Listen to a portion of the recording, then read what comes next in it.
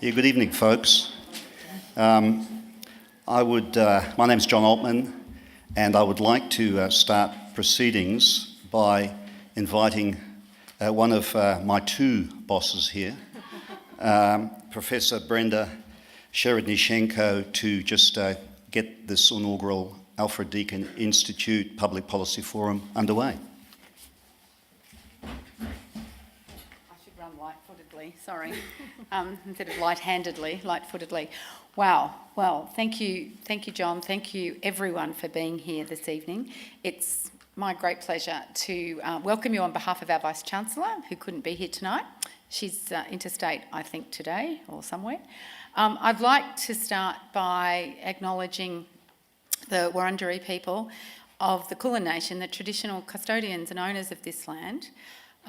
I pay my respects to their elders, past and present, and I pay my respects to all Indigenous people who are here today. And I thank you for your care of the land and the opportunity that you've, perhaps unwillingly initially, but ultimately that you're affording us in sharing this land and this space. I was privileged to be at a lecture recently with some colleagues from Warrnambool who are just waiting on the final test results, but they believe they've found a site that that demonstrates that on the coastal lands around the southwest, that there's evidence of civilization from 80,000 years ago. It's quite staggering and quite impressive, and I think we've trampled this land for the mere 200 years, and when you talk of treaty and restoration and restorative justice, as we are tonight, there's nothing more lopsided than 80,000 years of ownership and 200 years of trampling around. So it's with great respect that I welcome Muriel.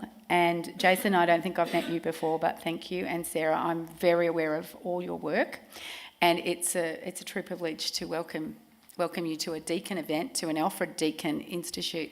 Alfred Deakin himself might not have been the most inclusive person politically. I have studied many of our political leaders after whom we've been named in a couple of universities, and I've been actually reasonably horrified about some of the things I've found about them. But I know their intent was about sharing democracy and about inclusion, even if they probably hadn't got it all right in their generation. Then again, I don't think we're there yet. So I very much look forward to tonight's debate and discussion, and I wish you all well. Thank you.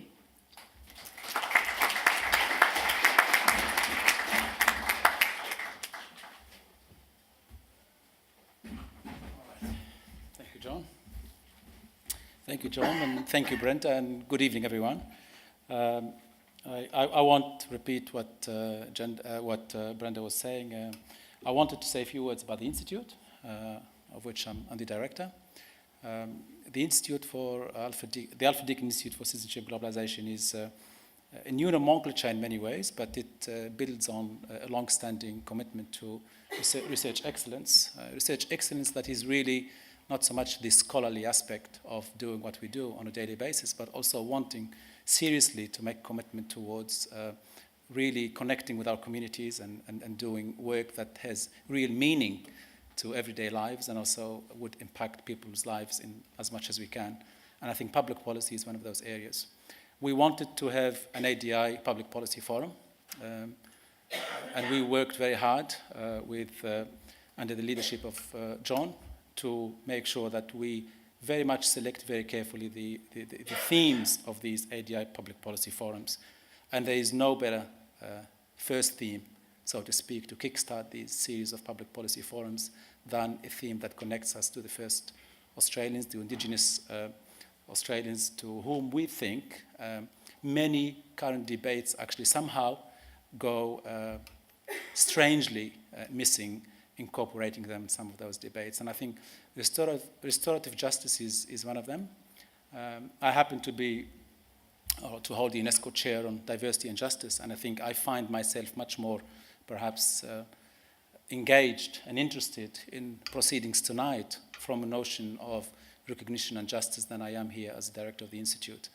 We all have ethical dilemmas that we face on a daily basis, but there is nothing, in my view, bigger and more impactful and more touching than issues to do with Indigenous Australians. And I say this because everywhere I go, and I go a lot, travel a lot, the first topic that people outside of Australia would like to discuss with us, people coming from Australia, is what have you done to Aboriginal Australians? And I can tell you, sometimes I do not find the words to answer some of those questions. And it is for that reason that I'm so pleased that we've got three very interesting perspectives. So an Indigenous community perspective, a public policy making perspective, if I might say that, and also an academic perspective. So we hope that the complementarity of those perspectives will produce in-depth insights into this extremely important theme for our first ADI Public Policy Forum. So welcome, and I hand over to John Altman to take proceedings. So thank you very much.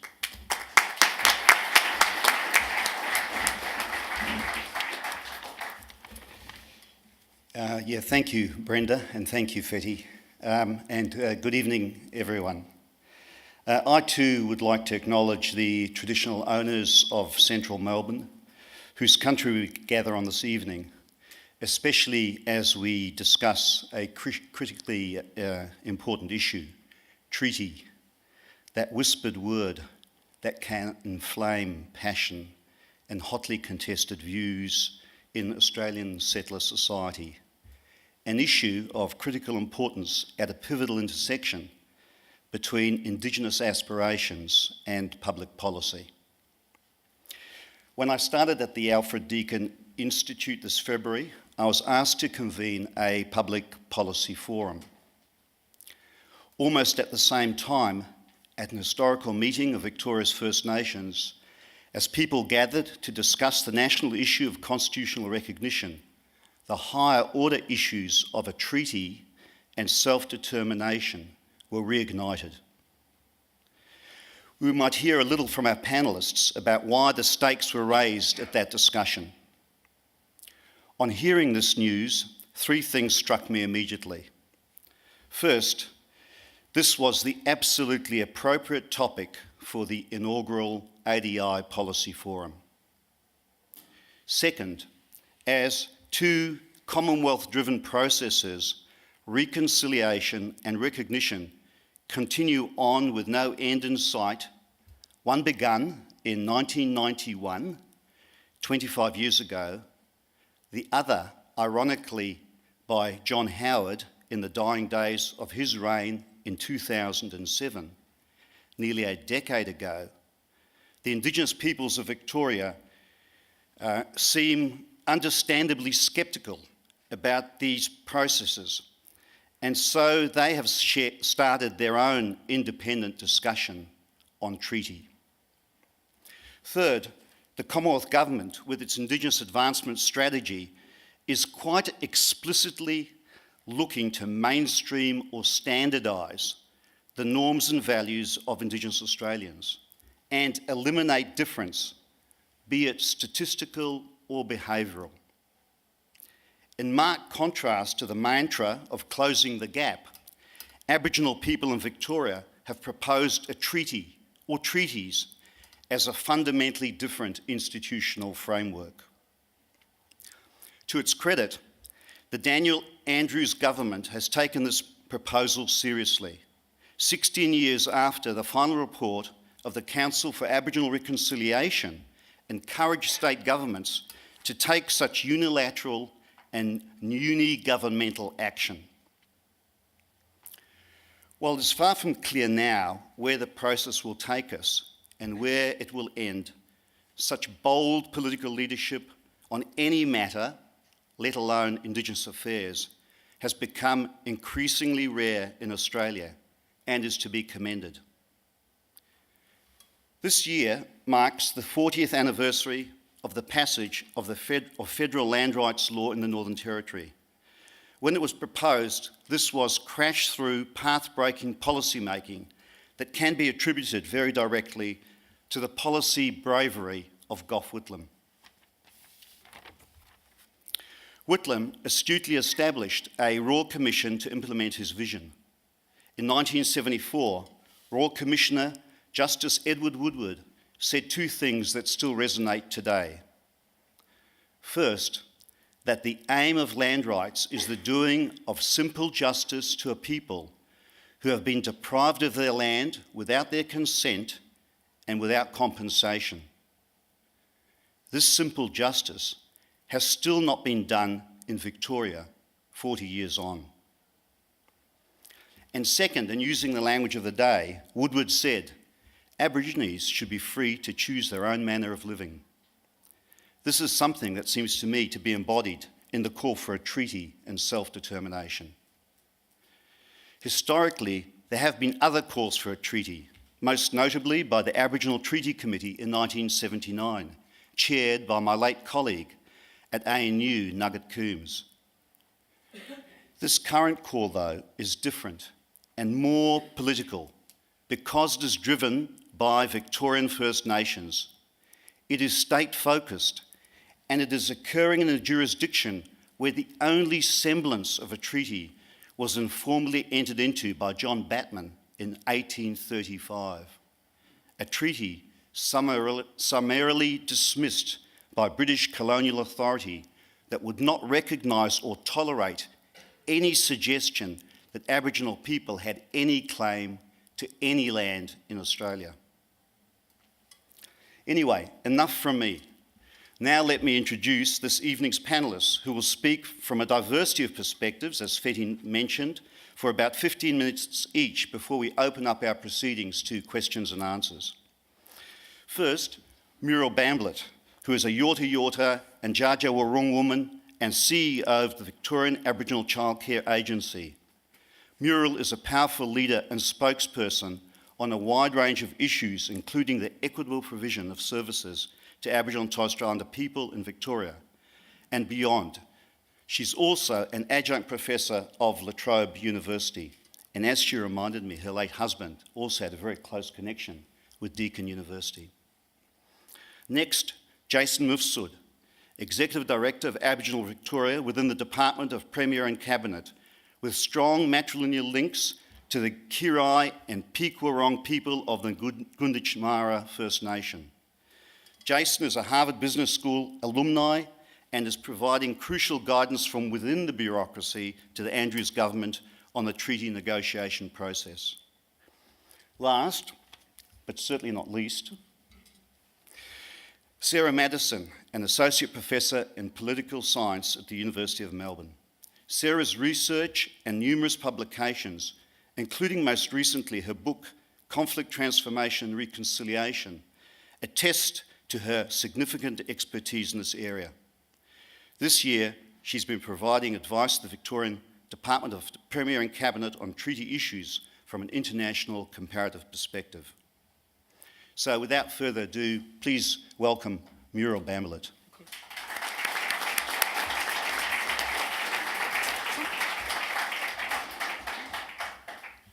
Thanks very much, John, for the warm welcome. Can I too begin by acknowledging the traditional owners of the land, the Wurundjeri people of the Kulin Nation, and paying my respects to their elders past and present and to other Aboriginal people in the room. I'm really pleased to be here at this inaugural policy forum, and I just want to really sort of acknowledge the Alfred Deakin Institute. It has been a very good friend to Aboriginal people over the years, and many Aboriginal people have gone through the doors of particularly Deakin in Geelong, and I know that we owe Deakin a gratitude for their contribution to Aboriginal people. But today I'm really proud to be here. I do work for the Victorian Aboriginal Childcare Agency. It is a child welfare organisation, and when John rang me up, I said, I'm not an expert on treaty. I said, I just want what a treaty can deliver for Aboriginal people, and particularly the most vulnerable and the people that I work with in child welfare. Because right at this stage, we have a Victorian government that is really, really working hard to implement self-determination. And I'll go through a number of those examples, but I think that it's really exciting, but I'm really concerned that a new government will come in and not honour those and not honour that work and will stop the work that's begun. We know there are a number of examples, though, of governments of countries who have treaties with Indigenous peoples. Most notably, these are New Zealand, the USA and Canada. The experiences of all three of these countries is similar to Australia, largely because we were all colonised by the British. Australia stands out, though, because here the coloniser failed to have a treaty with its First Peoples. Recently, as most of you would know, in fact, the start of 2016, Aboriginal community discussions with the Andrews state government about the implications of their policy to support the Aboriginal people to self-determination, it became a talk on treaty. Indeed, part of the Andrews government Aboriginal Affairs policy when they came into the 2014 election was they signalled their intention to raise at the COAG meeting with the heads of other governments to enter into a treaty or begin the treaty process, something that I think Victoria should be very proud of. I believe treaty gained traction because of our concern about the momentum that was developing around constitutional recognition and the process at that time, and the fact that many Aboriginal people were feeling disenfranchised from that process. For us, there was a view that constitutional recognition is or was about non-Aboriginal needs, and in particular the needs of the governments to finally settle on the issue of Aboriginal rights. Many people saw this as inadequate, being largely symbolic, with no real commitments to Aboriginal people. It was also seen as a way of negating our claims to be sovereign people by a sleight of hand through constitutional acknowledgement of our existence into your founding document. A document which has had racist roots, indeed still does, allowing the federal government to justify the NT interventions on the grounds of race. We are pleased that in Victoria, the state Labor government's Aboriginal Affairs policy is based on a platform of acknowledging and supporting the rights of Aboriginal people to self-determination. This, we believe, is in line with a number of UN instruments, including the UN Declaration on the Rights of Indigenous Peoples, which was adopted by the UN General Assembly some years ago. But self-determination, what does that mean to us? It means that we have a right to make our own choices and decisions about any matters concerning us. This is the part that is easy enough to support, but for us, it's the implementation. That's always been harder for governments, because if you pursue this policy through to its logical conclusion, it means governments have to let go of decision-making in Aboriginal affairs and in governing us as Aboriginal peoples. So why is the principle so important to Indigenous people in Victoria? We have always acted as a people, whether or not this has been acknowledged by the colonisers of our lands. We had and still have our own culture, our land, whether or not native title formally recognised our attachment after over 200 years of it being taken away from us. We have our languages and we are trying to revive it. We have evidence of thousands of years of occupation and stewardship of this land. But converting this principle into an instrument that safeguards our rights in the future and into perpetuity is the reason why we have called for a treaty or treaties with governments. For us, a treaty is a mechanism agreed to by all that recognises our status as the First Peoples of this land, including the right to make our own decisions about our own lives. It may in fact end up being called something else, but the key point about it is that it should be an agreement between governments and us, now and into the future, of our right to make our own decisions about all aspects of our lives. It means that we should not be at the mercy of policy decisions made by others according to the shades of their political thinking every 3 to 4 years. But will a treaty be a similar agreement to current instruments or approaches? In my view, it will give us greater decision-making control over all parts of our lives which remain unaddressed and we currently do not have the power or control over. It will enable a holistic approach. Secondly, it would empower us through the creation of mechanisms that give us political voice commensurate with the level of need we face and to address all our issues, including land and culture. Thirdly, it would create a safeguard of our status as the First Peoples of this country in an Australian society that is not subject to the whims of a changing nature of mainstream political views reflected in inconsistent approaches to Aboriginal affairs by various governments. We shouldn't forget that support for our right to self-determination was first expressed by the Whitlam government in the 70s, and since then we have gone through the ups and downs and have really come close to the practical realisation of the self-determination principle. We do need dominion and jurisdiction over our own affairs. When Aboriginal peoples and nations gain power or jurisdiction over their own affairs, then bureaucratic priorities will be replaced by Aboriginal priorities, therefore gaining support for our own initiatives and our own programs. Bureaucracies in our system of government are another centre of power and control over Aboriginal, and we have little influence unless they willingly cede their power and seek our influence. Decisions will be, if Aboriginal people have power, then decisions will begin to reflect local knowledge and concerns. Decisions will be linked to consequences, with jurisdiction becoming our responsibility, and we will become better capable and culturally responsive to the needs of our people. Talk of treaty has also been around for quite a while. I recall the discussion, and I think John spoke about Nugget Coons when he tried to sponsor, and the brief fling that Bob Hawke had with the idea. It hasn't gone away, and I'm pleased it's being revived and given practical impetus through the process currently underway in Victoria. But what difference would a treaty make to Aboriginal life here in Victoria? How would it make a difference to the differentials we see in the social and economic wellbeing indicators? We know we have a high health morbidity rates and a comparatively low life expectancy. We know of low educational achievement and the high child protection intervention, the juvenile justice, and more of our people in the prisons. Pat Anderson from Darwin, the author of the Little Children Sacred Report, said, "We are in a change of ourselves, of our destiny, of our lives, all aspects of ours as sovereign peoples. Claiming back this sovereignty, decolonising our minds to reinstate our forms of government is part of our journey. This is necessary, a necessary quest we need to undertake to be whole again. However, let me say," she said, "we never ceded our sovereignty. We practice it every day in running our own organisations. The Aboriginal Community Control Services and other organisations that practice self-determination are doing it every day."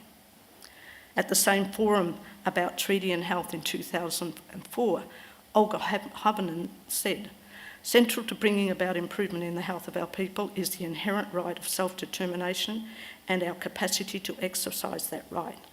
If Indigenous Australians are not actively engaged as the primary agents of change, then the root causes of ill health will not be addressed."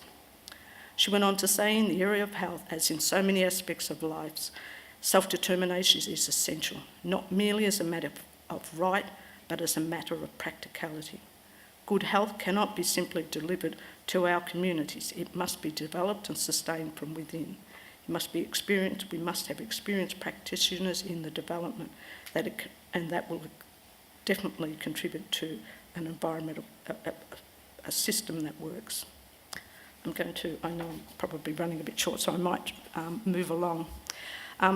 For us, a treaty could do a number of things which are absent in contemporary Australia. It could create a forum and mechanism for a discussion, partnership, and a process to achieve objectives between Aboriginal people and governments. It could be an agreement that formally recognises our status as First Peoples and acknowledges our rights. It is essentially a plan to work together towards change that supersedes electoral cycles and establishes timelines that are our own and appropriate to address a number of issues, especially those that we know will take longer in an electoral cycle. A treaty could restore our decision-making rights, our governance structures, and our cultural protocols. Elements of these things exist in our lives today, of course, but are fragmented and the central and key part of the equation. Our place in decision-making about all aspects of our lives is not there. It is not just a matter of decision-making, because decisions without the resources to see the actions through is not meaningful. So treaty also needs to address funding for us to realise our decisions. I work for the Victorian Aboriginal Childcare Agency, and for me, a treaty means that we will control decision about decision making about the protection of our children. And they will need to have, we will need to be able to have a treaty in order to deliver the services according to our protocols. Currently, there are clauses in our legislation, such as the Children and Families Act, which recognises our rights to self-determination and spells out measures that will give effect to us. This has enabled us to take control of Aboriginal child welfare and to realise what is in the Act, which is called Section 18. This is a part of the Act which allows the Minister to appoint a head of an Aboriginal organisation like VACA to be a guardian of Aboriginal children under protection orders. We undertook an as-if pilot. Now, this is an example of how treaty can work. This was an as-if pilot for 13 children that were on long-term orders. And if you're in child protection, you know that long-term orders usually equate to children being permanently removed and placed in out-of-home care. We undertook this as-if pilot for 13 children. The hardest part for me was actually writing to the parents to ask the parents of those 13 children, would they let me be the guardian? And all of those parents agreed to that. The amazing thing was that when we did the guardianship of those 13 children, they'd been in care for between 2 to 5 years, and the long-term plan was for them to stay where they were. Most of them were in non-Aboriginal care. When we took the guardianship on, 6 of those 13 children went home. Now, anybody working in child welfare would know one child going home that's in permanent care is a big gain. To have 6 children go home. Currently in Victoria, there are 1,700 Aboriginal children in out-of-home care, and less than 10% of those are with Aboriginal carers. So we have a really big issue around where our children are, and quite clearly, you know, the future looks like we will have another group of children that will be lost to the Aboriginal community. But for me, if almost 50% of those children went home, then guardianship works. Aboriginal people being involved in decision making works, and we can do that.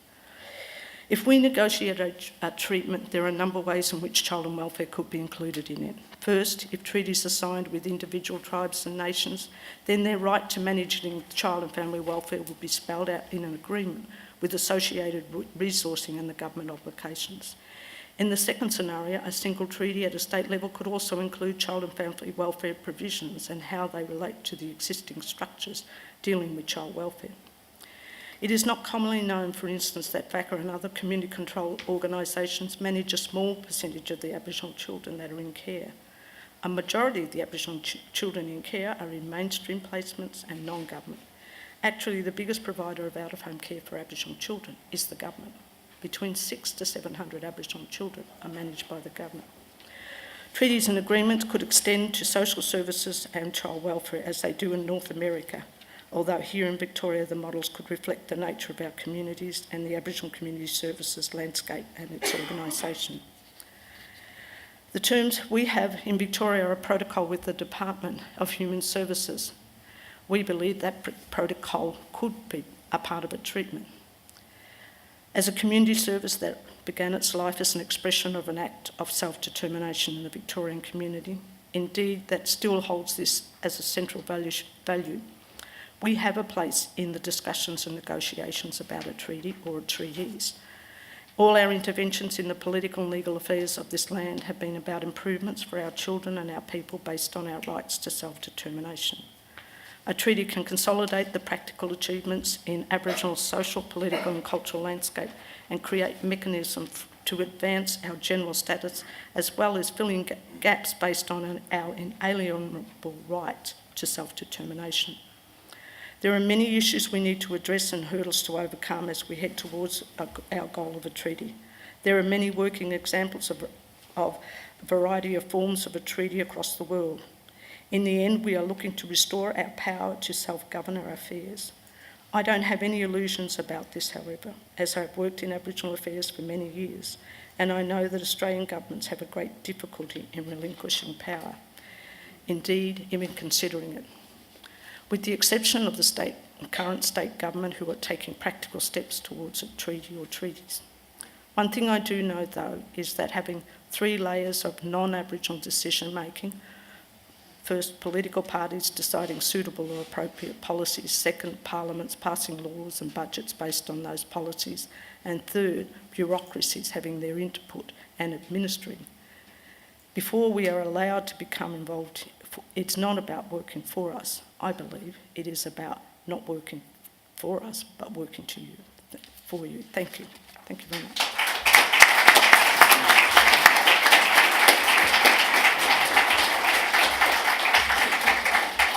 Thank you very much, Muriel. Our next speaker is Jason.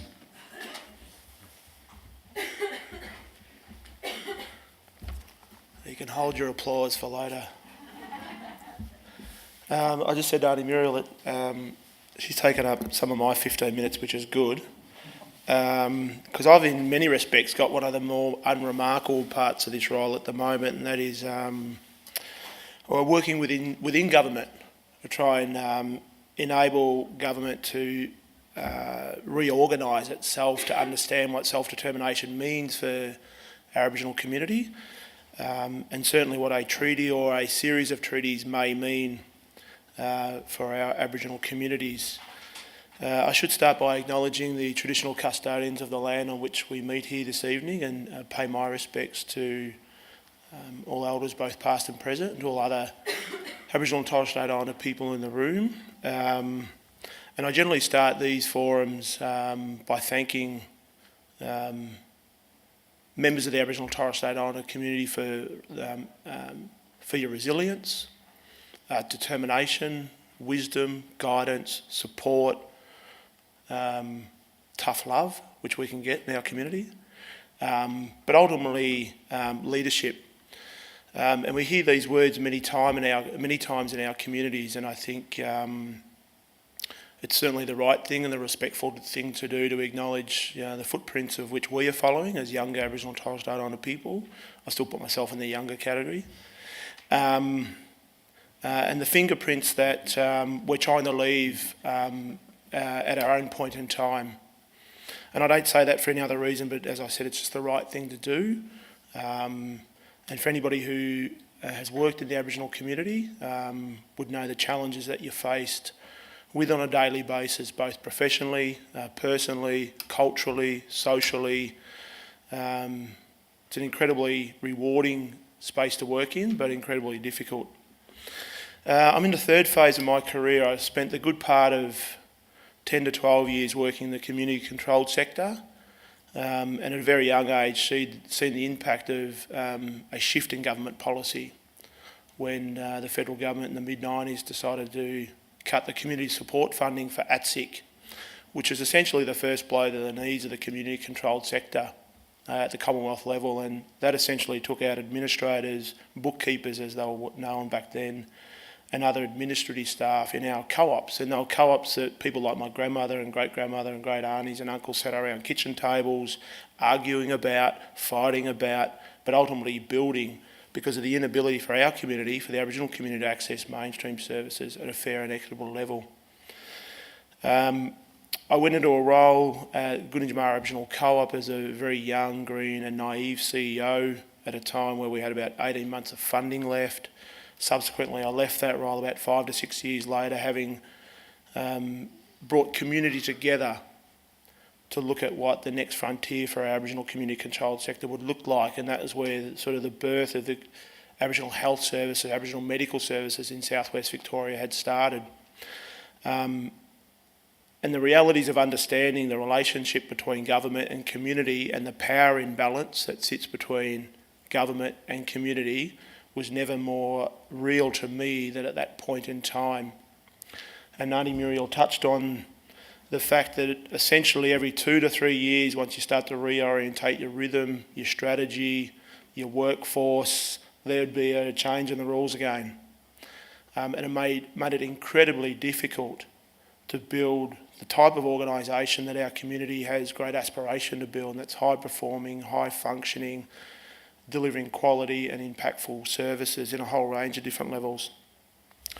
I spent the last 10 years essentially in the corporate world as the head of Aboriginal Affairs at the AFL, not without its challenges, very public,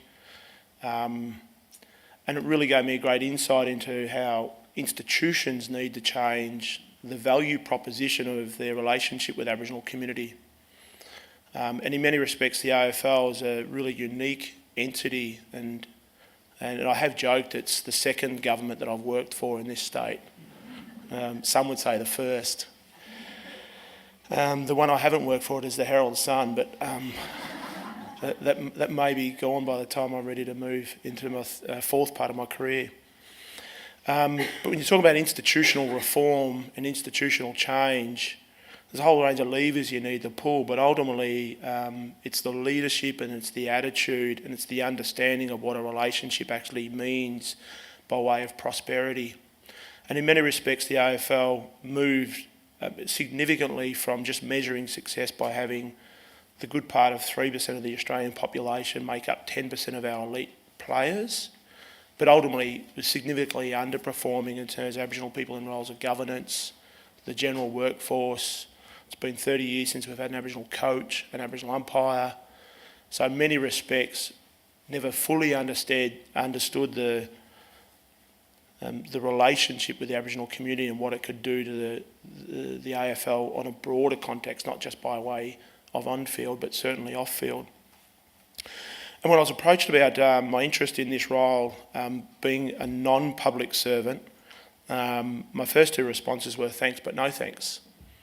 But then after a series of other discussions, I realised what the intention of the Premier was, and certainly the Minister, the Honourable Natalie Hutchins, and the Department of Premier and Cabinet in terms of driving a legitimate reform process in and around self-determination, and ultimately wanting to test a community's aptitude or attitude towards treaty, initially through constitutional recognition, and on February 3, the Aboriginal community outright refuted the notion of accepting constitutional recognition without a treaty. And there's a lot of academics in the room and a lot of other people who will be better qualified than me, particularly constitutional lawyers, in regards to the sequencing of an agreement-making process or treaty or treaties versus constitutional recognition. And I know that's a great debate amongst particularly academics on which one should precede the other. But notwithstanding that, the community on February 3 made a really strong, loud call in terms of, treaty was the conversation that they wanted to have with the current Victorian government. In many respects, I started at the end of this process, and I think the exercise that we have embarked on, and certainly will continually embark on over the next couple of years, is in many regards about resetting and renewing a relationship that was never negotiated upon settlement.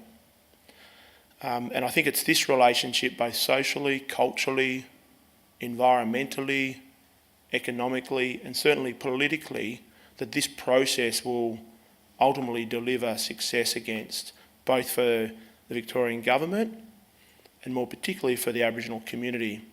And I do have a saying that I've seen in all of my walks of life, that if the Aboriginal community win, the whole community win. And in many respects, the notion of a rising tide lifts all boats is never more true than in this situation here, given the power imbalance that there is between successive governments and the Aboriginal community. What I'm seeing through this process in the Aboriginal community is the reorganisation of our social order and our cultural order. And that's incredibly empowering. It's incredibly challenging. Not everybody is in agreement. And after being frozen out of a conversation like this for so long, you wouldn't expect the Aboriginal community to be in furious agreement.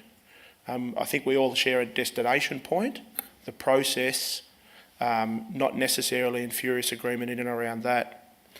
People talk about treaty in a whole range of ways, and Auntie Muriel's articulated that beautifully tonight in a number of different ways, and I'm sure Sarah will do the same. But in many respects, it's about justice and it's about fairness.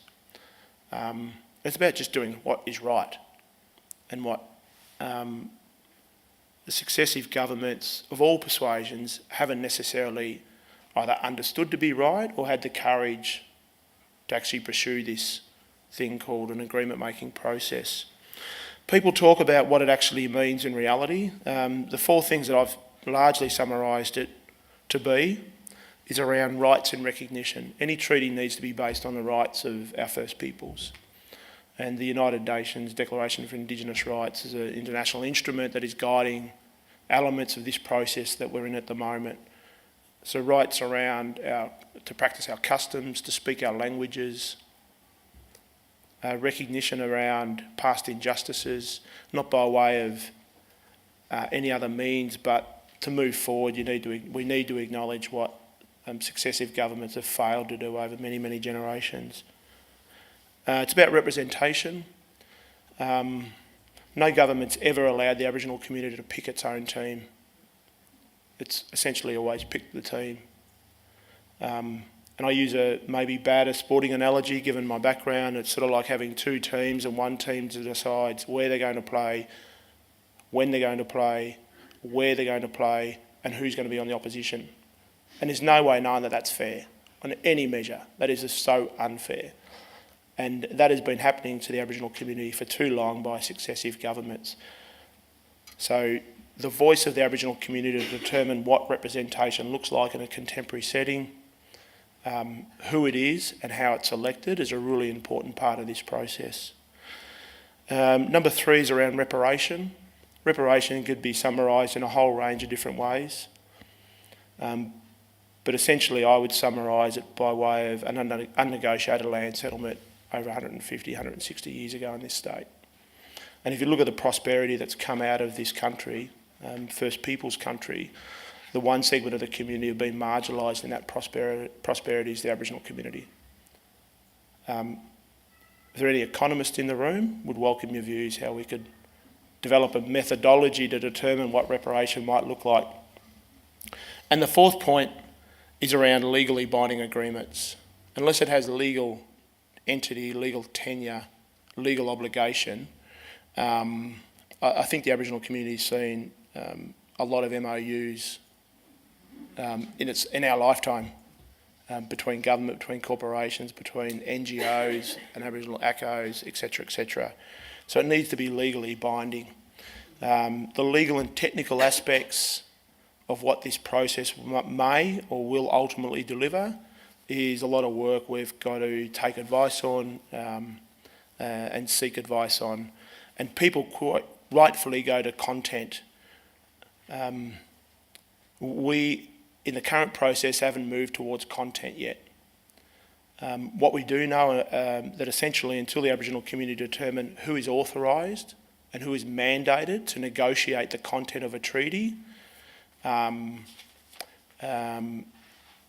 there's really nobody for the government to negotiate against with any authorisation of any description. So that's the process we're pursuing at the moment in terms of going out to community consultations, talking about what does a contemporary representative structure look like and what's it mandated to do, how do we nominate it, who elects it, how do we put it into legislation so government of any persuasion just can't make a decision one day that it's becoming too powerful, therefore we'll minimise it. And they're all the learnings that we've taken, and many people in this room would understand those intimately for a whole range of different reasons. I'll just conclude with, I guess, the aspiration in this term of government. It's ambitious, and I think the Premier's been incredibly brave in terms of stating his ambition. I've got no doubt that's equally supported by Minister Hutchins in terms of what the ambition in this term to get done. And that's largely summarised by 3 things. And that's the potential to get a representative structure into legislation before the next election. Not the nominations, not the appointments, but a representative structure. The potential to get a treaty fund or a fund so the Aboriginal community have got its own economic base to work with post the next election. So you minimise the control that successive governments have had on Aboriginal community in terms of being able to manage its own affairs and building its own negotiation strategy and team to negotiate against government. And the 3rd point is not a treaty, but it's an agreement-making framework and principles to essentially develop the rules of engagement for negotiation post the next election. If those three things are achievable, ultimately the Aboriginal community will be empowered to then take the process through to the next point that it determines is the right point for them. The relationship at this stage is an interesting one. So we're encouraging self-determination, we're encouraging autonomy, but we're in this sort of transition phase. And in many respects, I was saying to Sarah earlier, it's sort of like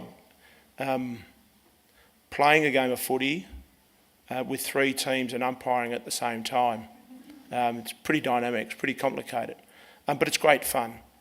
And when you talk about sort of headstone moments, I think our generation, our community, including the people in the audience right now, are in one of those moments. That if this is something we can capture, I think our legacy will be one that stands the test of time. For the generations that will follow us, and when you consider 50% of the Aboriginal community in Victoria is under the age of 20, and the next 10 years that'll grow by at least another 10 to 15,000 people, both by way of migration and birth rates. There will be a day that we're not the invisible minority of which we might be at this point in time to many people in the Victorian community. And I think this process is a way of lifting not only Aboriginal aspiration, but the brand of Aboriginal Victorians that is now going back to some 80,000 years old as technology improves and enables us to measure that. And that's a brand that all Victorians should have great pride in and be able to tell a story to. So in many respects, that's the resetting and renewing of a relationship. Thank you.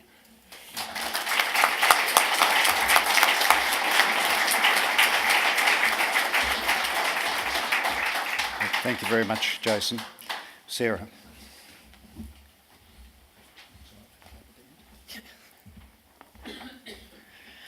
Hi there, everyone. I would like to acknowledge that we are on sovereign Wurundjeri land tonight, and I don't say that in a tokenistic way. Really, the whole reason we're here tonight talking about a treaty is because we are on sovereign Wurundjeri country tonight. And I'm sure many of us in this room have been to some of the outstanding welcomes to country that some of the traditional owner groups in Melbourne do, in which I've had a very vivid picture painted for me of what this place looked like before the arrival of the settler coloniser, the invader. And when I close my eyes, I can still see the vibrant Indigenous nations that lived in this place, that met in this place, that gathered in the area that is now the MCG to celebrate together, and gathered in other parts of this city to make politics and agreements together. So that history is the reason that we are here talking about a treaty. And so I pay my great respects to those traditional owners. And like others have tonight, I acknowledge the extraordinary resilience of Aboriginal people in the face of the continuing violence of settler colonialism. It's a great privilege to share the stage with three people I admire very much tonight, so thank you all of you. Thanks to the Wheeler Centre for having us, and thanks also to the Alfred Deakin Institute. It's wonderful that you're creating the space for these kinds of conversations. So I just want to talk about a couple of things tonight. The first, both Muriel and Jason have touched on the reasons of why we might be negotiating a treaty, and I want to put that in just a little bit of international context and a little bit of historical context. So as has been noted, there's long been an aspiration for Aboriginal and Torres Strait Islander peoples around the country to have their founding place, their First Nations status, recognised through a treaty or treaties with the Australian state. Australia is alone among the other settler colonial states of the world. So there's only 4 settler colonial states: Australia, New Zealand, Canada and the United States, places where the settler cannot go home and will never go home. And so the political reality is a form of coexistence. And we're alone in those relationships in never having negotiated any kind of formal treaty or settlement or agreement with the First Nations people here. And the reason that matters is so much more than the symbolism that would entail, although that symbolism is also very significant. But if we look at the way that First Nations in those other settler states have leveraged their treaty relationships, you can see something incredibly powerful. It's not just that there is the fact of their recognition as First Nations peoples, but they have used those treaty relationships, many of which were negotiated to exploit them. They were not negotiated as kind and beneficial and generous agreements, but the fact that they were negotiated at all recognised those Indigenous peoples' sovereign status in their territories. And the contemporary Native nations, and I do look particularly to the United States in saying this, those Native nations that have effectively leveraged their treaty status to take back control of the things that matter most in governing all of our daily lives, control of the education system, the health system, and the policing and justice system. Those Native nations that have done that have started to see real and extraordinary turnarounds in their outcomes. And we're resistant to acknowledging that in Australia. We've in fact gone enthusiastically and emphatically in the opposite direction with policies like the Northern Territory intervention. It's profoundly wrong. I think everybody on this stage has been saying that for a very long time. This is an opportunity here in Victoria to start going in the right direction through negotiating a treaty and handing some genuine control to Aboriginal Victorians. This moment is also not absent of history in the Australian context. So there has been significant periods of campaigning by Aboriginal and Torres Strait Islander peoples for a treaty here. Most of you, I think, in this room are probably old enough to remember the Treaty 88 campaign. And the Burunga Statement that was handed to Bob Hawke, also in 1988. These were events carefully timed to embarrass the Australian government during the bicentennial celebrations and to deny the settler state its celebratory legitimacy in that moment. There's some fantastic documentary materials around on the Treaty 88 campaign, most of which are available on YouTube, and if you haven't seen them and you don't know that history, please acquaint yourself with them because it's an incredibly powerful history. And Bob Hawke, of course, did promise to negotiate a treaty at that time, and then frankly he chickened out.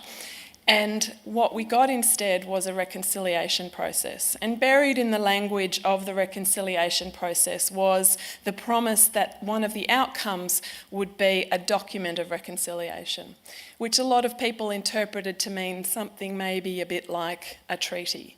But of course we never got there either because for our many sins, John Howard was elected and promptly derailed that process. And of course, during the final corroboree meeting at the end, the formal end of the reconciliation process, he made that famous statement that a unified nation cannot make a treaty with itself, which of course completely misses the point that we are not in our relations with Aboriginal and Torres Strait Islander peoples. The Australian state is not a unified nation. We are still a settler colonial order imposed on top of several hundred sovereign Indigenous nations. And those nations will continue to assert their sovereignty until the end of time. And that's the political reality that the settler colonial state in Australia is resistant to recognising, except here for this magical moment in Victoria. The Australian state has tried to find a number of ways around having this conversation. It makes us deeply uncomfortable. John Howard said it clearly in his view, but it's definitely a deeper view in amongst the Australian community. And so we keep coming up with new ways forward. Recognition has been the talk of the last decade or so. It became official policy of both major parties in 2010. That process has frankly been a debacle, or should I say processes. Since 2010 there have been 5 official processes, none of which have actually received a formal response from government. There has been growing Aboriginal and Torres Strait Islander dissent and rejection of that process. As Muriel pointed out, Aboriginal people at the end of the day don't particularly want to be recognised within the founding document of the settler colonial order that is basically responsible for most of the harms that have been done to them, all of the harms that have been done to them. That's not the way forward politically for most Aboriginal people. So inclusion within the Constitution is one problem. The other, and I would draw a comparison to the about-to-be defeated plebiscite proposed to recognise marriage equality, where we've heard very, very clearly from the queer community over the last few months that for us, the thought of going to the majority straight community and saying, please would you recognise our relationships as having equal standing with yours, is fundamentally offensive. And we don't want to ask you, thank you very much. Our relationships stand. In a far deeper and more profound way, Aboriginal people are saying, we don't want to ask you if you might agree to recognise us in your illegal founding document. Our sovereignty stands and we will assert it. And a treaty is a legal process which enables that standing to be recognised. So that was kind of a long answer to why a treaty. I want to talk briefly to some of the political challenges that are ahead here in Victoria. This is, as I'm sure you are aware, an extraordinarily ambitious and exciting undertaking, but there are many pitfalls that will need to be navigated over the next few years, and we are talking years, not months, and they need to be navigated with great care and diplomacy. The first is one that Jason has alluded to, which has to do with who has standing in negotiating a treaty. This is obviously a critical first step, is establishing the kind of Aboriginal representative body that Jason has mentioned, and that process is underway at the moment. Muriel and others are involved in a working group that is listening and taking seriously the views of Aboriginal Victorians about what that body should look like. I think the most important thing is that that group has cultural legitimacy, that it is the right group. When other Aboriginal Victorians look at that group, they say, yes, those are the people that we trust to negotiate this treaty on our behalf. I'm not sure that I agree with Jason on its standing in legislation, and that's maybe something for conversation. I have an anxiety that if that body is drawn too closely into government, or is seen to be drawn too closely into government, it will in fact lose its legitimacy amongst the wider Aboriginal community, which would be deeply problematic. It also does, as Jason suggested, need to be robust enough and need to be understood by the wider community and by the Victorian government to be robust enough to survive internal disagreement. There will be internal disagreement. Those conversations amongst those people charged with negotiating on behalf of the wider community are not problematic. They are deeply, deeply important conversations, and they must be given space. And they must be given time to work those out without pressure, without criticism, and without the threat that they will be closed down if they don't all agree with one another, which is so often the message that's been given to Aboriginal people. So that is crucial. So the way in which this representative body is established, I think is going to be fundamental to its success. The other issue, though, to do with standing is who has a say on the non-Aboriginal side of the relationship. And I think there's some educating to do here. I have a fear that there might be a sense amongst the broader Victorian community, or those who have started thinking about it, or when they start thinking about it, that maybe everyone should have a say. But this is not a plebiscite. This is fundamentally not a plebiscite. It would be wildly inappropriate to imagine a time at which a proposed treaty might be put to a popular vote. The treaty to be negotiated here is between Aboriginal Victorians in however they decide to represent themselves and negotiate that agreement, and the Crown, fundamentally, in the form of the Victorian state government of the day. So that, I think, just needs to be understood as a given, that the wider community does not have a say. But that doesn't mean that there aren't popular political pitfalls to be navigated. And the first is that I think we need to start hearing very, very soon that this process has bipartisan support. It is a wonderful, wonderful thing that the Andrews government has initiated this process. But as we get closer to the next state election, the pressures on the Andrews government are going to get hotter, to mix my metaphors. And it needs to be clear that this process is supported by both sides of government from the outset, or we will start to see inevitably the types of political compromise that accompany populist politics in election years. I'm sure you're all far too familiar with exactly what I'm talking about for me to go into that in any detail. We don't want to see the treaty process become a political football in Victorian state politics. And I think that also goes to timing. It's crucially important that this treaty be negotiated by Aboriginal Victorians with the state government in as much time as it takes for Aboriginal Victorians to negotiate a treaty that they're satisfied with. It cannot be driven by the settler colonial political timetable. It cannot be driven by the electoral cycle. It must be driven by Aboriginal people determining what it is they need to negotiate and how long they need to negotiate it to get it right. And I think that's also going to be a political challenge that whoever is in government is going to have to manage. I want to just conclude by, I guess, endorsing what Jason was saying about the fact that may have sounded kind of negative, that this is going to be difficult and fraught and there are political challenges and it could all go terribly wrong. All of those things are true. But at the end of the day, this is an extraordinary opportunity for non-Indigenous Victorians to really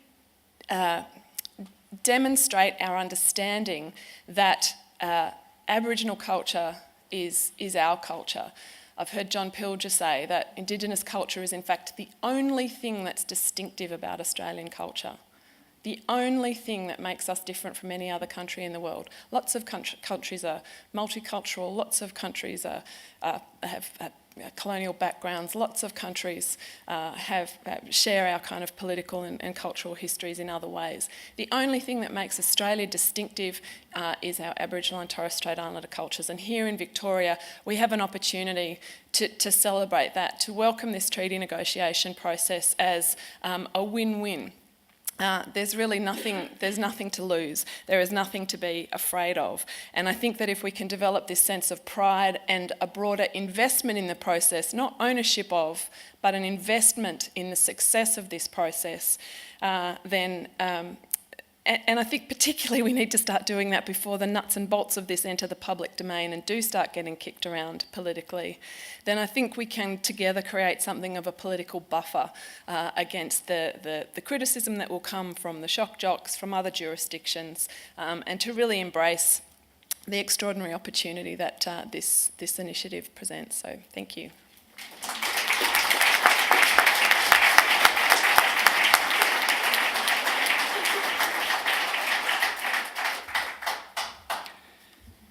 Thank you very much to the three speakers for their, very sort of insightful perspectives on the treaty process.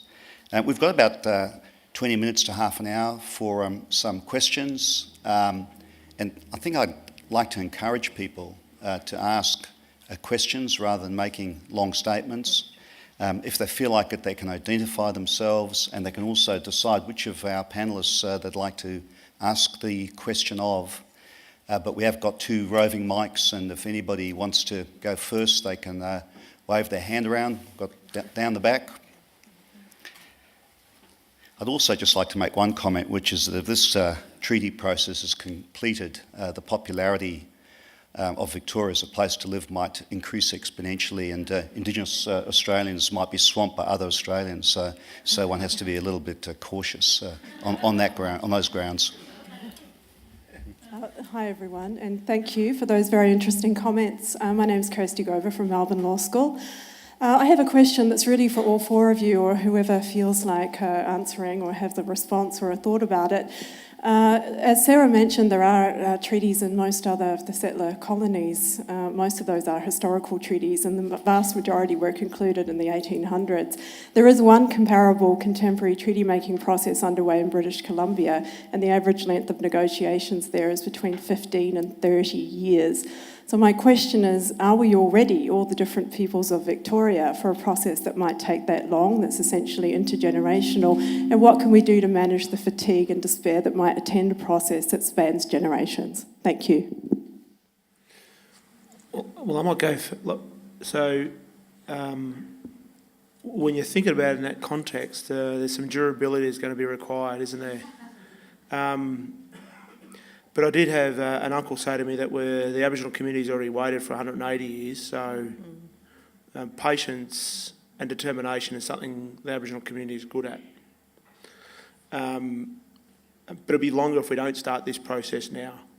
So I think, notwithstanding the comments from Sarah around the time pressures, and clearly one of the things that we've heard in government is how government have always got to run, community always need to run to the beat of a government timeline. That's a very clear decision for the Aboriginal community to make at this point in time. There's never been a political leader of any persuasion at any level ever put this dialogue on the table. Now, if the Aboriginal community decide it's not the right time and don't pursue that dialogue, that's a decision the community would make. But up until this point in time, and I might hand to Aunty Muriel now, up until this point in time, I think the community went from, broadly speaking, heightened adrenaline to suspicion to, okay, this might be real. So I think that's a circumstance that we've got to deal with. We are trying to retrofit an agreement-making process that I think is unique, given that those other, as you rightfully said, treaties were essentially have grown up with federations, notwithstanding that there's a continual process of renegotiation all the way through, of which any legitimate agreement-making process would have, of any persuasion. So I think that's from a government point of view, into a community point of view, the realities of what we know are in front of us, and the community will make a decision on whether it wants to continually pursue this process at this point in time or not. But I might hand to Aunty Muriel to add to that. I think that, I think Victoria's absolutely the best state to begin this process, and I think that we recognise that. I've been on many national boards and see the difference, and I've just come back from giving evidence before the Royal Commission in the Northern Territory, and just even having a conversation in Victoria, having that conversation, it now starts to open it up to, well, maybe we can realise a treaty in other states and territories, and it can apply and bring about best outcomes for Aboriginal people. And I think that that's, when we first heard the language that even the Premier had put it into a policy commitment, we were excited. Now to have the Premier say that he's prepared to, enter into a treaty, and when you've been around a while, you know that there's been conversation. We heard of Darebin City Council having a forum to talk about local government having treaties with Aboriginal people. We heard about Moreland City Council beginning the process of a treaty. We know already in Victoria that the Victorian government has already got Aboriginal people in the Constitution and has acknowledged that we are the first people of the country. It hasn't, what's significant, and there hasn't been backlash, there hasn't been any major issues. So part of the big challenge is, I think, is at the Commonwealth level, and Aboriginal people still want, and we will fight for, the fact that we need to be recognised in the Commonwealth law as First Peoples. But I'm just really proud to be a Victorian. We go to forums all the time and they constantly talk about us. When I walk into Parliament House and I see that we're flying the Aboriginal flag, I mean, what Parliament does that? And Victoria led the way on many fronts in taking up Aboriginal, and I think that it's really important, and I think that it is, as I said, I'm just so proud to be a Victorian, because I think that, you know, to have our Premier go on record to do that, I mean, that could have absolutely, you know, backfired on him, but it didn't backfire him. And, you know, to have people like yourselves in the room talking with us about treaty, it's just really important. It's about, you know, this is the right thing to do. And I really feel positive about a treaty or a number of treaties, but, yeah. I broadly share that optimism at this point. I want to say a couple of things. One is that one of the reasons I'm optimistic is that over the last several decades, there has developed around Australia a huge amount of experience and expertise in negotiating agreements between Indigenous people and various Australian jurisdictions, native title agreements, Indigenous land use agreements. These are in many cases very sophisticated and complex agreements that have been negotiated, that have not the standing of a treaty but have legal standing, and they have been, in many cases, they've taken over 10 years to come to an agreement, but there is expertise, there is strength to draw on there. We're not starting from zero in this process.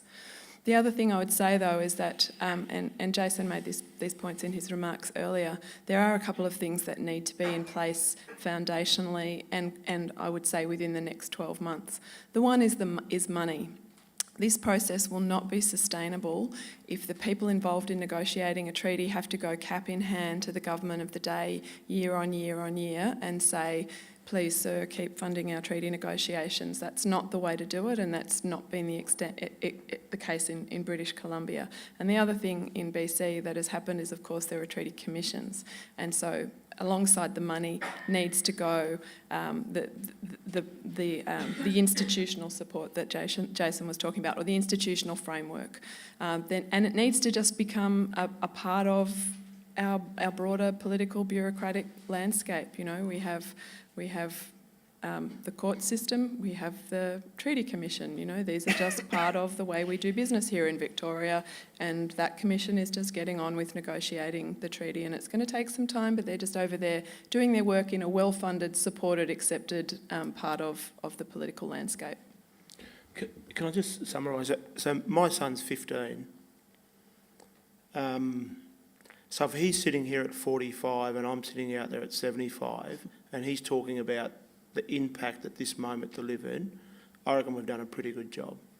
I reckon if it takes me 30 years to sit out there and watch him sitting here saying, over the last 30 years, look what we've got done here, I reckon it's a pretty good job that we've done at this point in time.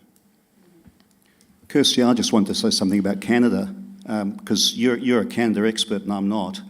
But I guess what I would say is that when I look at some of those modern treaties in the Yukon, I am, you know, very, very encouraged at how quickly those modern treaties have been completed, and how, you know, and I think this is really relevant for Victoria. Treaties mightn't be about territoriality, but I think, as Muriel suggested, they might be about political jurisdiction, and where people get political jurisdiction, they get power. And I think that is extraordinarily important for communities. And I think that's the lesson, I guess, I've picked up from the Yukon.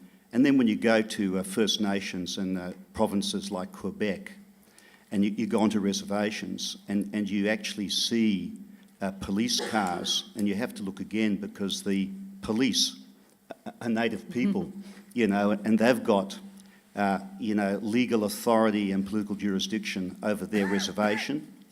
It just makes me think that, you know, that there's some things that we can fast track from Canada that I think could be very relevant for a state like Victoria. It's Janet Laverick. I'm concerned, as you mentioned, Jason, and I think Muriel, that with the change of government we might see everything changing, and I just wondered what precautions are going in place and whether there's some legislation around a treaty commission or something that's going to be there before the next election, just to make sure. The budget, yes, and a commission, but we need that political bipartisan agreement so it doesn't go off track? When we had the treaty forum back in February, at the forum was the opposition government, and we raised with her and said, if Victoria does enter into a treaty, would there be bipartisan support? And the first thing she said, it would be the biggest mistake any government could make by reneging on a treaty with First Peoples, and because they believe in Victoria, there's such a strong support for a treaty. So others may not believe, but when you hear that, but there's no doubt in the world that we have to do the work to be able to lobby and start the work with the opposition. Yeah, and I think the working group have been very strong on reaching out in relation to bipartisan support. I mean, certainly the thing that we're driving towards, Janet, are those three things that I talked to, and that is, notwithstanding Sarah's comment around legislating a representative structure of some sort. Some people will call it a treaty commission, some people will call it a negotiation group, without getting caught up on what it would be called. If that's able to be enshrined with a fund, an agreement-making framework and principles, before the next election, ambitious, bold, pretty brave, but is it worth trying to run down and tackle? Absolutely. If those things are enshrined, however that is legally and technically defined, that would then provide the foundation post the next election for the community and the government of the day to then continue the negotiations towards content and other elements of what treaty or treaties may or may not deliver.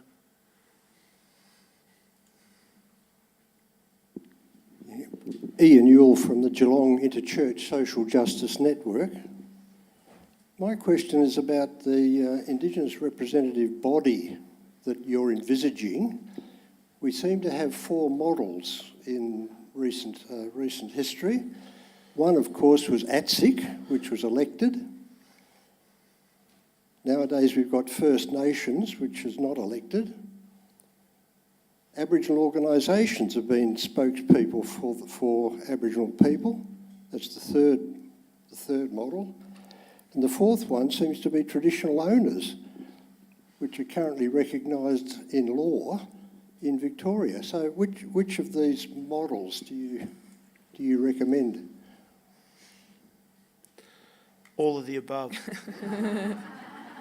Next question. I think that's the beauty of this process. Ian, was it? Sorry? Ian, sorry, thanks. Well, I won't speak on behalf of the working group because only Muriel is on the working group, as are 15, 16 other community nominees representing all of those groups. So representing traditional owner groups, 2 representatives from our statewide service agencies, our Kura Youth Council are represented, so 2 young people are represented, and a number of other individuals covering geographic regions, gender, expertise, experience. And this next phase of consultations, Ian, that we're going out into community that we start next Friday on, that we're going out to 10 regions, and that's the question we're asking the community, or the government are asking the community as guided by the working group, is what, in this context, and all of those entities that you would have spoken to would have a very maybe broad but somewhat deliberate purpose. We don't think any of those one particular groups may or may not represent what a treaty commission or a negotiation group may end up looking like at all.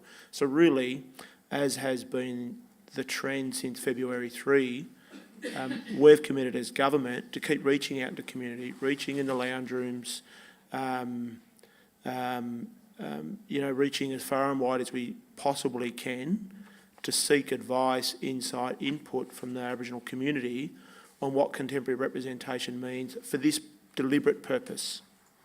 And there'd be a whole range of views around what it should or shouldn't look like, and our role as government is not to predetermine that. It's to be guided by the working group, to set the strategy, to ask the right questions around who would be authorised, how would they be nominated, and what is a culturally appropriate election process to mandate that group to then start to work in partnership with government around content negotiations, etc. So I say jokingly, in some respects, all of the above. My instinct it would be something like that, but really until we reach into the lounge rooms of our families and our communities, we're not quite sure what the community would tell government or articulate to itself what contemporary representation is. And I think we've got to learn from other countries that have got treaties, and so I think that the New Zealand, the Waitangi Treaty, they're in their 5th iteration, so it's not one treaty, and so there's been a number of treaties.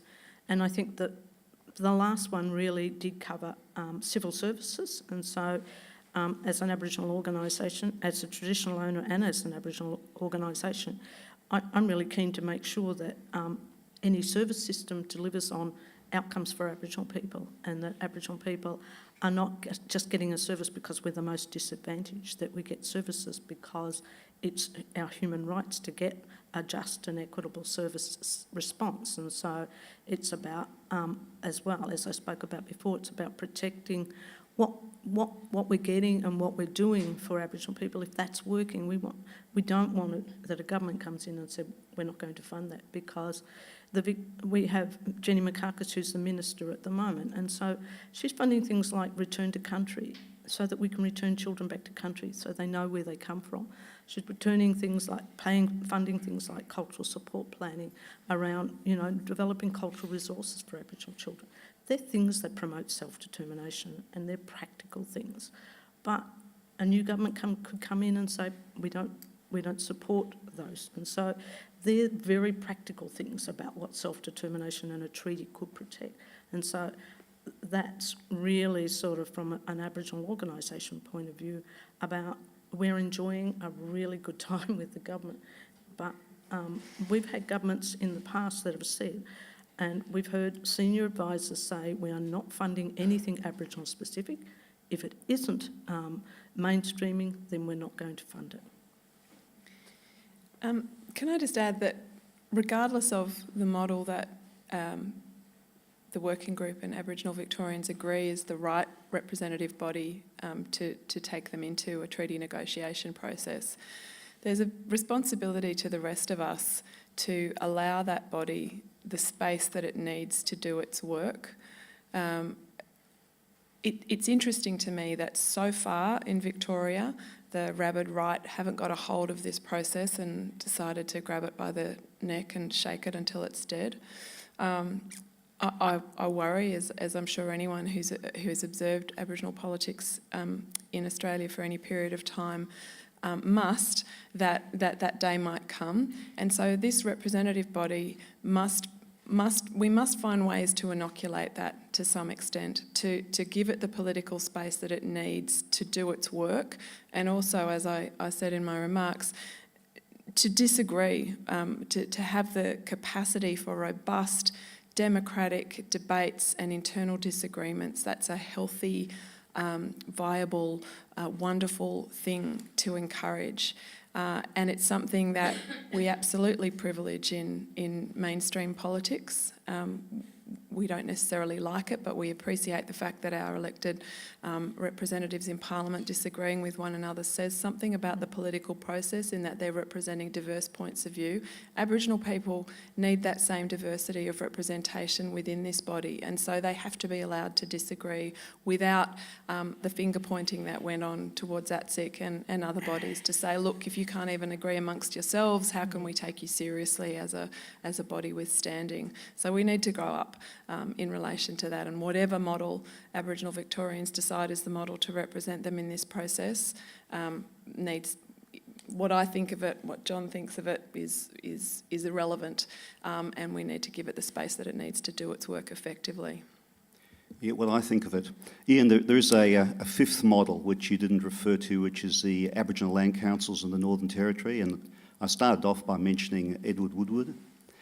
He saw it as essential that Aboriginal representative organisations have funding that's independent from government, and that funding in the Northern Territory, at least in the model that he proposed, came from mining royalties raised on Aboriginal land. that were independent of annual budget appropriations. And I think that, again, you know, the issue of redistribution hasn't been talked about much in Victoria, but I'd certainly be bold enough as somebody who lives in Victoria and pays rates in Victoria to also say that I'd be quite happy to pay a proportion of my tax to give an Aboriginal representative organisation budgetary independence from the government of the day. Yeah.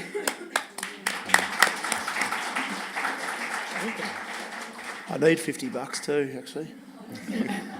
I didn't say what percent. Can I just on Sarah's point, it's really interesting, like most segments of the community are encouraged to be democratic, but as soon as the Aboriginal community democratic, we can't agree. So therefore you can't do anything. And so it's this really perverse sort of thing that happens. So if we have difference, only Muriel and Jason can't agree, this mob's never going to organise themselves. Like, it's crazy. It's crazy. Like, the rest of the community will actually facilitate democracy and celebrate democracy. For some reason, our mob's not allowed to necessarily practice it, at least overtly. But we never disagree, eh? No, never. Hi there. My name's Chris O'Neill. I work for the National Aboriginal and Torres Strait Islander Legal Services. I was reflecting on Sarah's point and the other lady's question about bipartisan support and how to get something like this up you really do need a form of consensus, certainly at the political level. How are we to go about that? Who is responsible for doing it, particularly at a time when politics seems even more divided? I was reflecting on the Trump-Clinton debate today. Please don't. No. and just thinking, you know, and certainly at the national level, you know, that there is quite a degree, there is a significant divide on and particularly on some of these, on an issue like this. So the question is, how do you build that consensus and who is responsible for building consensus? Jason will probably have more to say about this from someone inside government. I mean, I agree we're in an extraordinary kind of political moment nationally and globally in this kind of post-fact political era. I think what's been remarkable about the process in Victoria to date is the kind of low-key way in which it's been conducted, which I think, if it tells me anything, it tells me that the current opposition is not looking to use this as a political point-scoring exercise. If they were, they would be doing that now. We would be hearing a lot more about the process in the media, particularly in the tabloid media, where, you know, we know it would be quite easy to whip up the usual kind of racist hysteria around Aboriginal sovereignty and self-determination that this country is so good at. That would be quite easy to do. The fact that the opposition is not looking to push that barrow at this stage, I think, is very, very encouraging. But I think at the end of the day, it needs to be a formal, high-level political agreement between the Premier of the day and the opposition leader of the day and the leaders of the Greens and any other minor party. And, you know, it needs to become an established part of the Victorian political landscape that is, as much as we can make it so, above politics, but it needs to start with that bipartisan agreement. I think just in addition to that, it's a point in time question.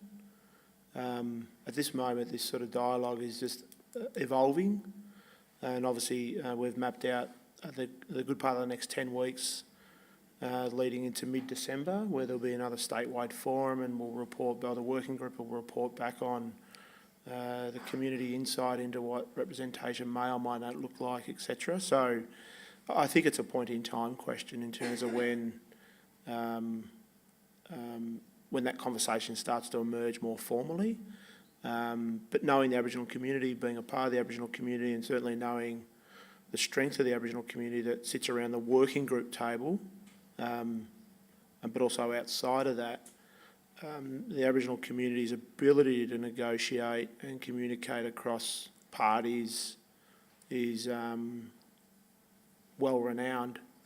And I know that because it's by nature of survival, because of the way that the game has been umpired for a long time for the community. So I know there are a couple of really vocal members on the working group who are very determined to ensure that their community networks are doing that in their own way, shape or form. But I'm sure it's a point in time question for the Premier and the Minister. I just think at this stage, and I agree with Jason, I think we're really keen to have more conversations with the community.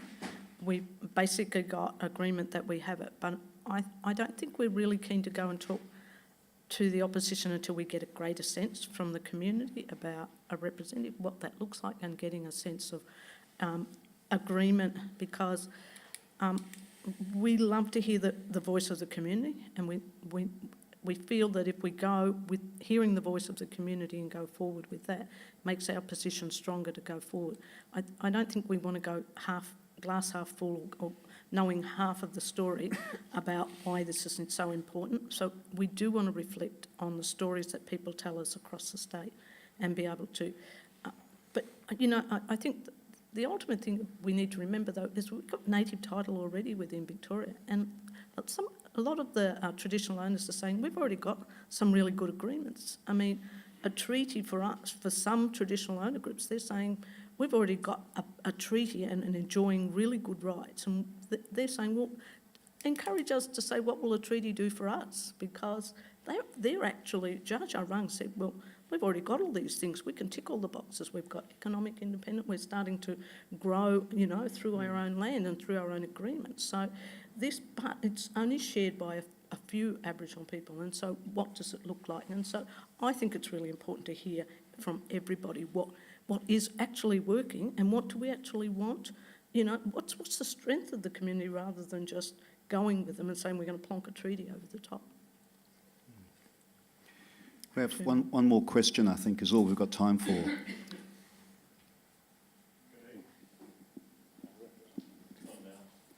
It's on now. Thank you. My name is Vince Ross. Hi, Vince. How are you? Yeah, Muriel, how are you? I come with a lot of experience since about 1943. For those who can remember, back that far. I've seen some changes in government and Aboriginal communities and so forth. And I guess we all live, as Aboriginal people, we live with hope that things will improve and certainly get better along the way. Something that I don't hear a real lot of, and I think it comes with many years of dealing with issues, with government, working in local Aboriginal organisations, being out there in the community and doing things. What's been expected of Aboriginal people over the years, we have to learn the Wurundjeri way or the white man's way. I don't hear a real lot of people saying, we need to come over your side of the river, if you like, or the bridge, and sit with you around the campfire, cross the legs in the dirt, eat a bit of bush tucker with us or whatever, and try to understand the Aboriginal way and we're doing things. Why we're trying to get decisions, what I've struggled with all my life basically, we struggle with trying to get some change when people don't know, why do you really want that change? And so I just want to encourage the group, thank you guys up there for tonight, for your information. It's fantastic, and I want to encourage you guys to keep on doing it, because I live with the hope that one day we might see some of this sort of stuff happening a little bit better than it's happening now. But press on, each of us, and let's keep flying the flag and keep believing that we can make a difference, because I've been saying that to a lot of people for many years now. We can if we think we can, and that's where my attitude is, and let's try and bring about those changes. Thank you very much.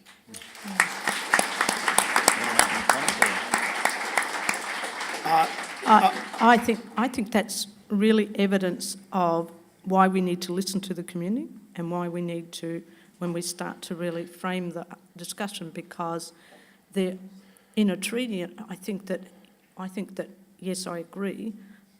This treaty will actually benefit both Aboriginal and non-Aboriginal. And many people say they come to Victoria, they arrive here from overseas, and they want to learn more about Aboriginal, and where do they go?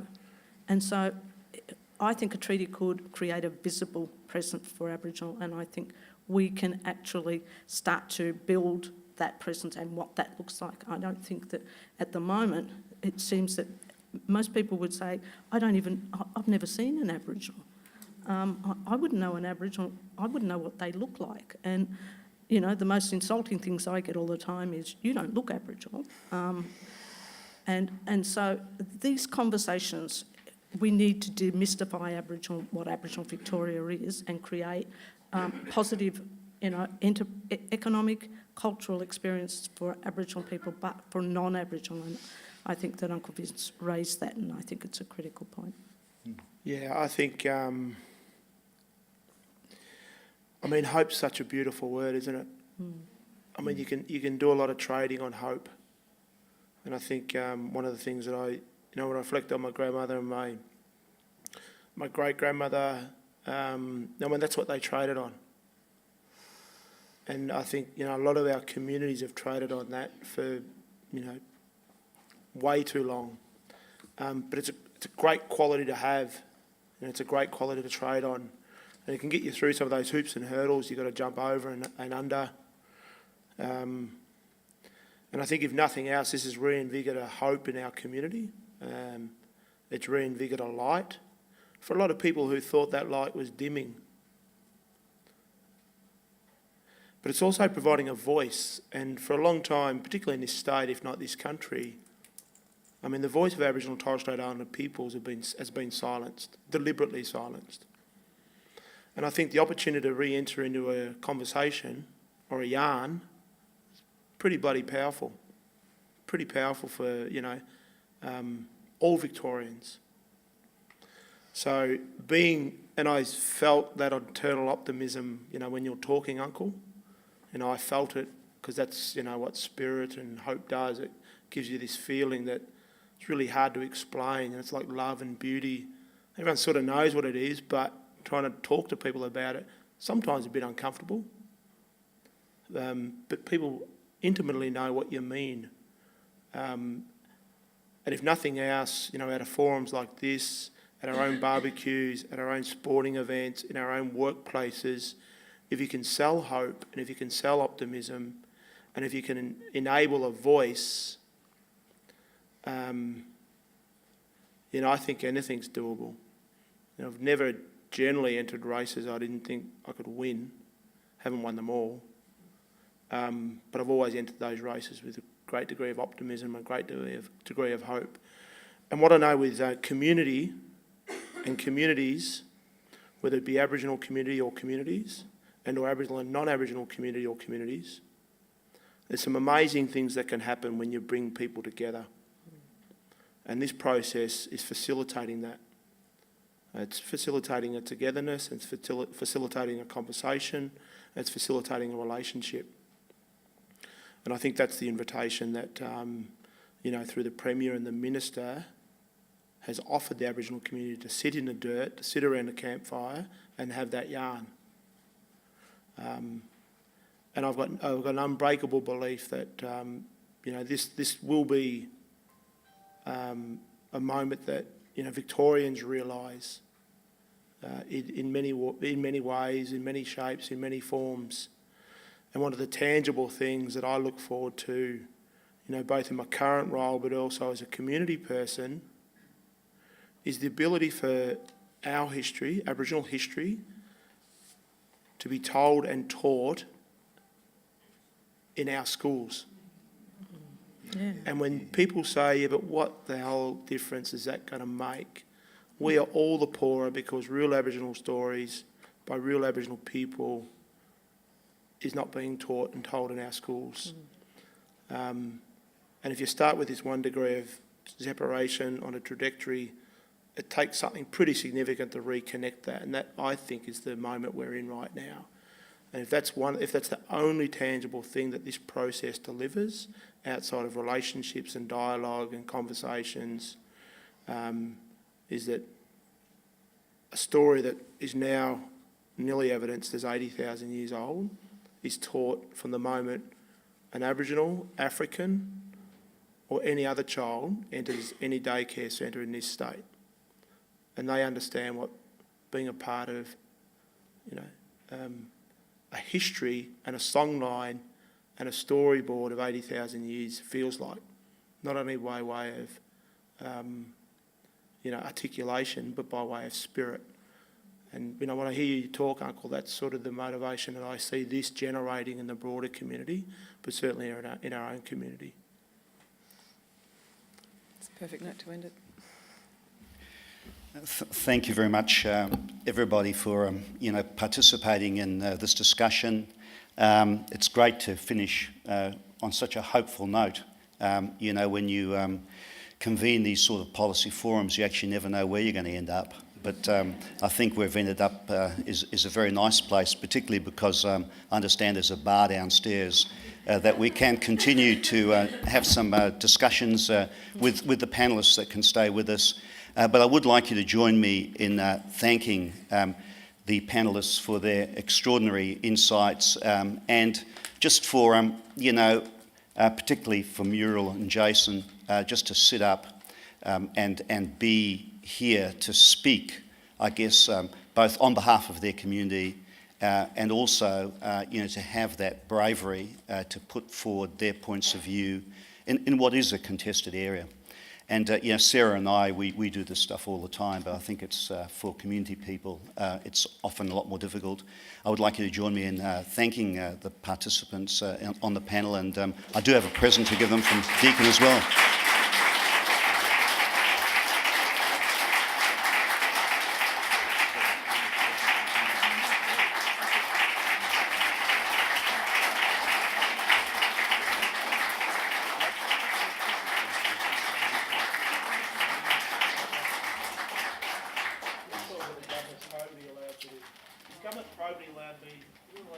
Okay, you can give it back if you want. No, Timmy Konoa asked me for it earlier. Thank you all very much.